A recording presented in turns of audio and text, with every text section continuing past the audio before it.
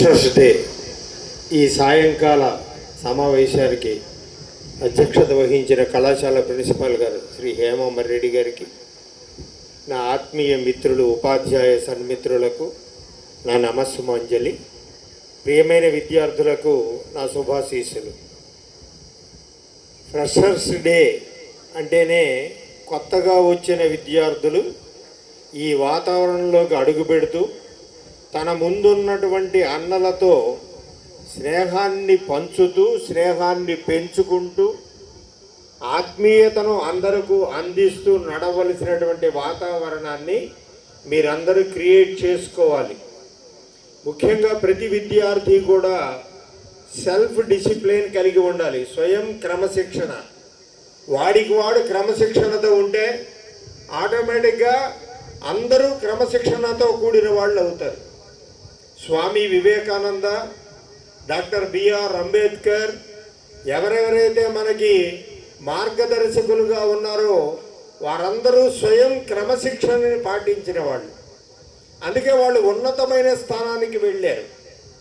ప్రియమైన విద్యార్థులు ఎవరైతే కొత్తగా ఈ వాతావరణంలోకి వచ్చారో, ఈ రెసిడెన్షియల్ వాతావరణం, హేమాంబరెడ్డి సార్ చెప్పారు పొద్దున్న, మీరు ఎంతోమందిని చూశారు. 65 ఏళ్ళ వాళ్ళు కూడా వచ్చారు.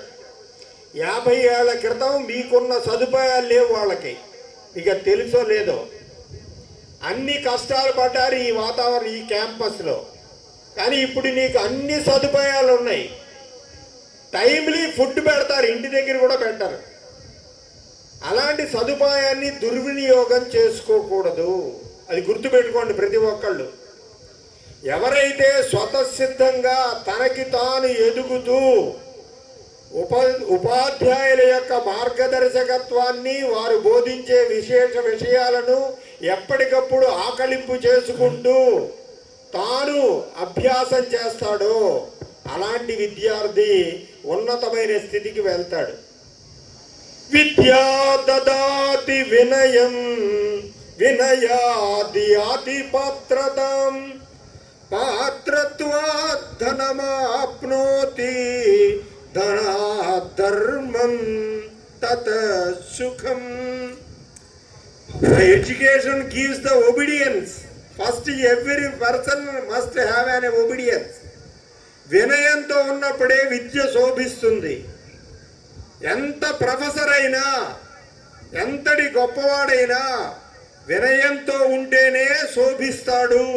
అది గుర్తుపెట్టుకోండి. ప్రతి విద్యార్థి వినయంతో ఉన్నప్పుడు మాత్రమే తాను చదువుకున్న విద్య శోభిస్తుంది, ప్రకాశిస్తుంది, విలువనిస్తుంది. లేకపోతే ఆ చదువు వేస్ట్.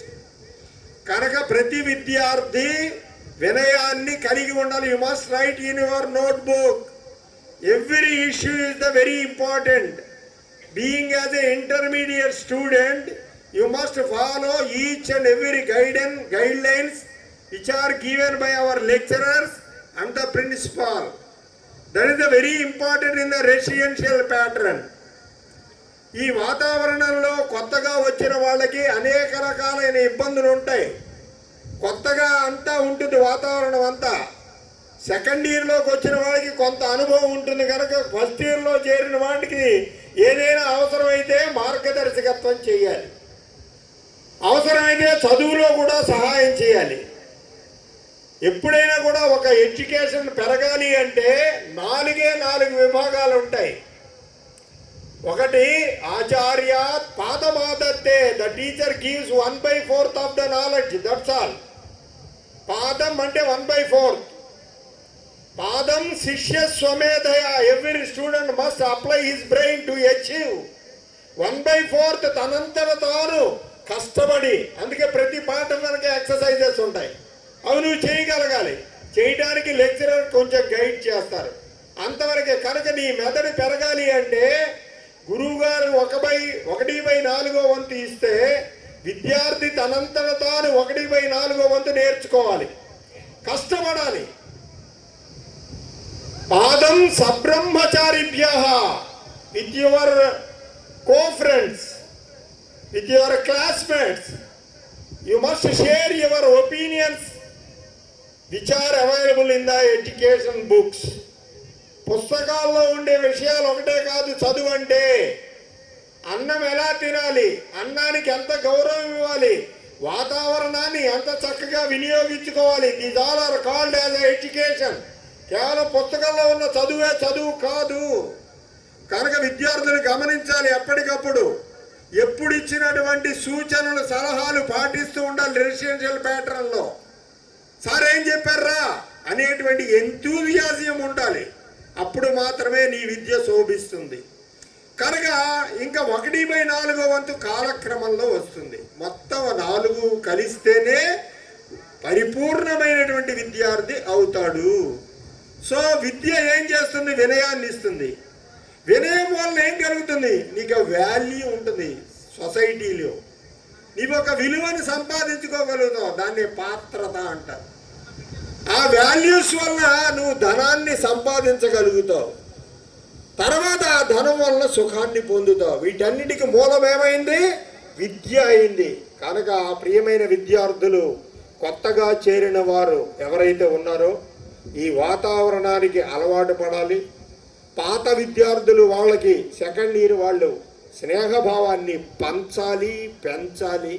వాళ్ళలో అనుభవాన్ని, అనురాగాన్ని, తమ్ముడు మేమున్నాం, ఇలాగే కష్టపడ్డాం మేము కూడా, మీరు కూడా మాతో పాటు పైకి రావాలి. ఇందాక చూశారు కదా మీరు, 50 ఏళ్ల క్రితం వచ్చిన వాళ్ళు చదువుకున్నప్పుడు ఈ సదుపాయాలు లేవు అని చెప్పాను. మీ ముందు వాళ్ళకు కూడా ఇంత చక్కనైన సదుపాయాలు లేవు, ఇంత అందమైన వాతావరణం లేదు. మనో వికాసం కలగాలి. The psychology called. మానసిక వికాసం కలిగితే విద్య వికసిస్తుంది. ఇవన్నీ గుర్తుపెట్టుకోవాలి మీరు. రే ఆ రోజు మాస్టర్ వచ్చారా చెప్పారా అనేది అలా చిరస్థాయిగా ఉండిపోవాలి. ఉండిపోవాలంటే ఏం చేయాలి? మనం దాని వైపే అధీనమైన బుద్ధి కలిగి, మనస్సు కలిగి ఉండాలి. అలాంటప్పుడు మాత్రమే పాఠం కూడా మనకి మాస్టర్ చెబుతున్నప్పుడు ఎక్కుతుంది, లేకపోతే బుర్రకి ఎక్కదు. ఏం చెప్పారో అర్థం కాలేదురా అంటావు. ఎందుకు అర్థం కాలేదు? నీ మనస్సు అక్కడ లేదు, నీ బుద్ధి అక్కడ లేదు. బాడీ ప్రెజెంట్, మైండ్ ఆబ్సెంట్ కాదు, మైండ్ అక్కడ లేదు. అర్థమైందా? కనుక కొత్తగా చేరిన విద్యార్థులందరూ, పాతగా చేరిన విద్యార్థులు అంటే సెకండ్ ఇయర్లో ఉండే సీనియర్స్ ఇస్తున్నటువంటి వెల్కమ్ పార్టీ, అదే ఫ్రెషర్స్ డే అంటారు. సరే, సెకండ్ ఇయర్ వాడు కాలేజీ విడిచి వెళ్ళిపోబోయే ముందు వీడ్కోలు, ఏదో ఫేర్వెల్ పార్టీ అని అవి ఇస్తారు. ఎందుకని? ఈ రెండు ఎందుకు సంకేతాలు?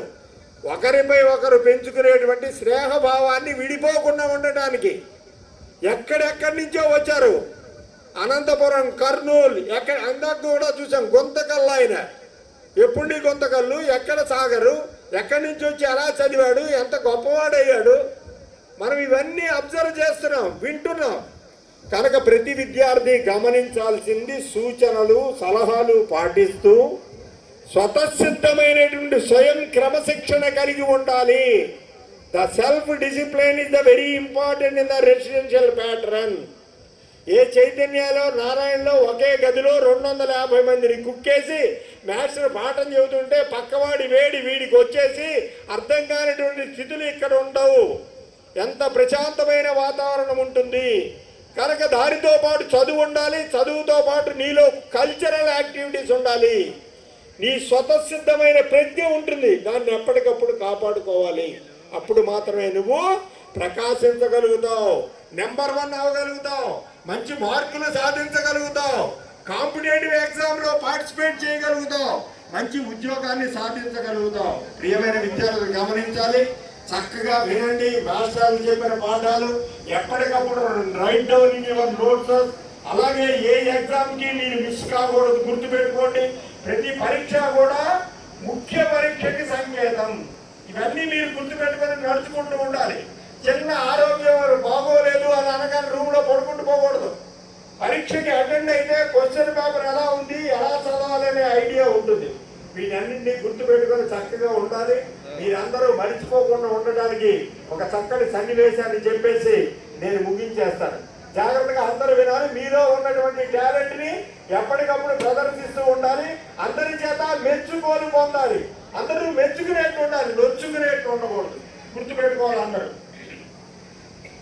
అస్తి సమస్త నగరీ నిరాయమాణ శశ్వతకన్య పణ్య విస్తారిత మణిగణాథ వస్తుజాత వ్యాఖ్యాత రత్నాకర మాహాత్మ్య మగధ దేశ శేఖరీభూత పుష్పపురీ నామ నగరి తత్ర వీరమణిమణులోత్తుంగ తురంగ కుంజర మకర భీషణ సకల రిపుగణ కనక జలనిధి మదన మందరాయమాణ సముద్దండ భుజదండ మండన పురందర పురంగణ వరవీర పరాయణ జయగీయమాలయ అతిమాలయ శరదిందు కుంద గరసార నీగార హార మృణాల వరాళ స్వర్గజ నీర కేర గిరిజాత ఆస కైలాస కాచ నీకాస స్ఫూర్త్య కీర్త్య అభిధర సురభిధర స్వర్లోక శుచిరోరుద్ర వేలా మేఘలాయుధ ధరణి రమణి సౌభాగ్య భోగ భాగ్యవాన్ అనవరత యాగ దక్షిణ రక్షిత శిష్ట విశిష్ట విద్యా సంభార బాధుర భూధుర నికర విరచిత రాజి సంతాపేన ప్రతాపేన సతత నియన్మధ్య హంసో రాజహంసో రామ గణదర్ప గంధర్ప గంధర్ప సౌందర్య సౌందర్య హృదయ నిరవధ్య రూపో భూభూ బభూవ.